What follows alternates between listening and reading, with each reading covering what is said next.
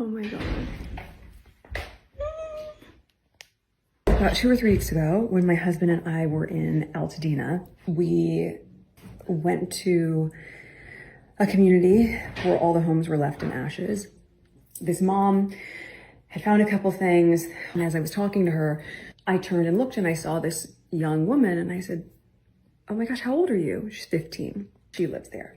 And her mom shared something with me and said that when they came back to see their house for the first time, which is as we were meeting them, that all that she'd been looking for in her home was the t-shirt from the Billie Eilish concert that she had just gone to, that she left in the washing machine or the dryer.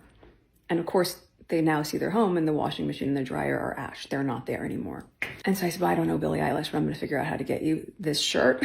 So I thought of everybody that I knew and I made a voice note and I was like, please, can someone get this voice note to Billie Eilish? Here's what I'm asking. You guys, I don't even know what all of this stuff means, but it's signed for her. Is that a thing? The lunchbox thing? I don't know. This is when I feel really old.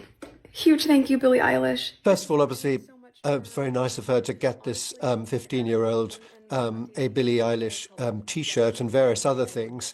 But to watch her video, her blog, it just looked like so everything's all fine, sort of like there's so much more awful things going on, and usually an act of kindness is better done just quietly without sort of blowing a trumpet about it. That's what I think.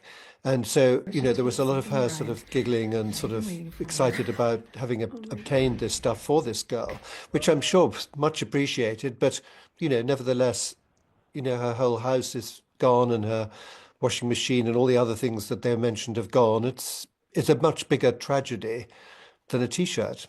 I think usually these sort of kind acts, and there's no question about it, she obviously went to some trouble to obtain the T-shirt and the other things for her, but they're much better done just quietly on the side and let other people find out about it years later and say, wasn't that a wonderful thing she did? Let's hope she's doing some other things too, because the whole of Los Angeles, or a large part of it, is in ruins. It's an absolutely desperate situation. I guess, to be fair to them, if they'd done nothing, they would have been accused of not sort of, throwing their weight behind the efforts to help people. So if they'd stayed in Montecito, I see that. I mean, I understand that. But then having gone there, they do have a habit whenever anything happens of sort of, as you rightly say, putting out a statement, which almost looks as though, we have to hear their views on it, which frankly, we're not really interested in. There's a much bigger picture going on. This has happened on several other occasions as well, when they put out a statement latching on to some big event that's happened, usually rather an unpleasant one. But as I say, I do see that, either if they go there, they get accused of making publicity out of it, and if they don't go there, they would get accused of, sitting in a 14, whatever it is, $1 million mansion, doing nothing to help people. So, I mean, I just hope that they're also helping people in other ways, because I'm sure they're capable of doing that, rather than just getting a T-shirt. It's all very Hollywood. I mean, perhaps it might be interesting just to say that, when the Grenfell Tower tragedy happened over here, obviously the Prime Minister Theresa May went along to visit the scene and was, of course, naturally, some people said making political headway out of it by going, because she's an elected person. Whereas when the Queen went, the atmosphere was completely different, because the Queen wasn't actually standing for election in any way. She was going to comfort her citizens and bringing with it all the other things that she'd done in the past, like going to Dunblane and Aberfan and everything. And I mean, I wasn't there that day, but I know people who were journalists who said it was unbelievably extraordinary, the atmosphere when the Queen was present. Now, you don't get that, of course, with Harry and Meghan, because in a sense they fall more into the Theresa May category. They're always having to reinvent themselves and having to do things which keep themselves in the public eye. So they're naturally going to be accused of that, even if their intentions are, incredibly genuine and sound, wishing just to lend a hand. The point is that our working royal family are not doing things for themselves. They are serving. They're doing things for everybody else. So they go out and do that. Now, politicians and celebrities have always got this danger that they're going to be seen as self. Welcome back to Meghan and Harry Tales, the channel where we cut through the noise and bring you the truth about the Duke and Duchess of Sussex. If you're new here, don't forget to hit that subscribe button and join our growing community of truth seekers. Now, let's talk about the latest ridiculous attack on Meghan Markle. This time it's royal commentator Hugo Vickers who's up to his usual tricks, claiming that Meghan is shamelessly name-dropping her A-list friends for clout while addressing the devastating LA fires. Yes, you heard that right. Somehow, showing concern for a crisis unfolding in her own backyard is now a PR stunt? Let's break this down. Meghan Markle, the Duchess of Sussex, continues to face relentless scrutiny from certain corners of the British media.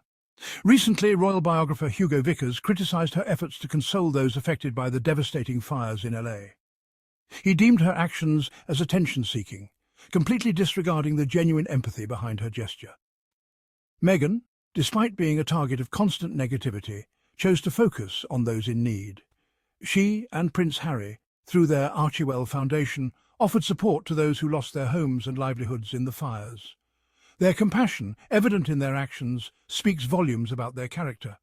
Instead of appreciating her empathy, some media outlets twisted the narrative, accusing her of using the tragedy for personal gain. This blatant disregard for her genuine concern for others exposes the deep-rooted bias against her within sections of the British press.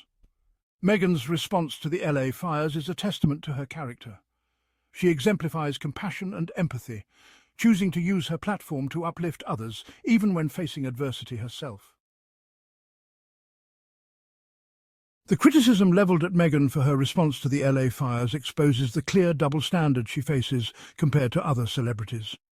Many public figures express their condolences and offer support during tragedies, and they are rightfully praised for it. When celebrities like Leonardo DiCaprio or Angelina Jolie engage in philanthropic work, they are lauded for their efforts. However, when Meghan extends a helping hand, her actions are met with skepticism and disdain. This disparity in treatment highlights the inherent bias within certain sections of the media. Why is Meghan held to a different standard? The answer is complex and multifaceted, but it cannot be denied that her race and gender play a significant role in the way she is portrayed. The British media's treatment of Meghan compared to other celebrities reveals a clear pattern of double standards. It's a stark reminder of the subtle and not-so-subtle ways in which bias can manifest in media coverage. The British media's continued obsession with Meghan Markle is rooted in a complex web of factors. Some argue that it stems from a deep-seated resistance to change within the monarchy. Meghan, a biracial American actress, challenged the traditional image of the royal family. Others believe that the media's fixation is driven by a desire to generate sensational headlines and boost readership. Meghan and Harry's decision to step back from their royal duties, dubbed Megxit, provided fertile ground for gossip and speculation. It's undeniable that race and gender play a role in the media's portrayal of Meghan. The subtle and not-so-subtle ways in which her biracial identity and her gender are used to paint her as an outsider are impossible to ignore. The British media's obsession with Meghan is a symptom of a larger issue, one that goes beyond the royal family and speaks to the challenges of representation and equality in a rapidly changing world. Section 4. Meghan's continued relevance, a voice for change. Despite the constant scrutiny and criticism, Meghan Markle remains a relevant and influential figure on the world stage. Her decision to speak out about her experiences with racism and the British tabloid press resonated with millions worldwide. Meghan's willingness to challenge the status quo, to use her platform to advocate for change, makes her a powerful voice in today's world. Her message of compassion, empathy, and equality transcends borders and cultures. Her philanthropic work, focusing on issues such as gender equality, mental health, and education, continues to make a real difference in people's lives. She uses her influence to shine a light on important causes and inspire others to action. Meghan's voice matters because it represents a break from the past, a push for a more inclusive and equitable future. Her resilience in the face of adversity is an inspiration to us all. Section 5. Supporting Meghan's resilience. Meghan Markle's journey has been fraught with challenges, yet she continues to face them with grace and resilience. Her strength and determination serve as an inspiration to women and girls around the world, particularly those who have faced similar adversity. It is essential to stand in solidarity with Meghan and call out the unfair treatment she receives. By amplifying her voice and celebrating her accomplishments, we can help create a more just and equitable world. Let us celebrate her compassion, her strength, and her unwavering commitment to making the world a better place. Her voice, filled with empathy and hope, deserves to be heard. Meghan's story is a testament to the power of resilience. She teaches us that even in the face of adversity, we can choose compassion, we can choose courage, and we can choose to use our voices to make a difference. But what do you think, folks? Is this yet another manufactured controversy? Drop your thoughts in the comments below, and let's talk about it. And don't forget, if you love getting the real story behind the headlines, hit that like button and subscribe to Meghan and Harry Tales. Until next time, stay informed and stay unbothered.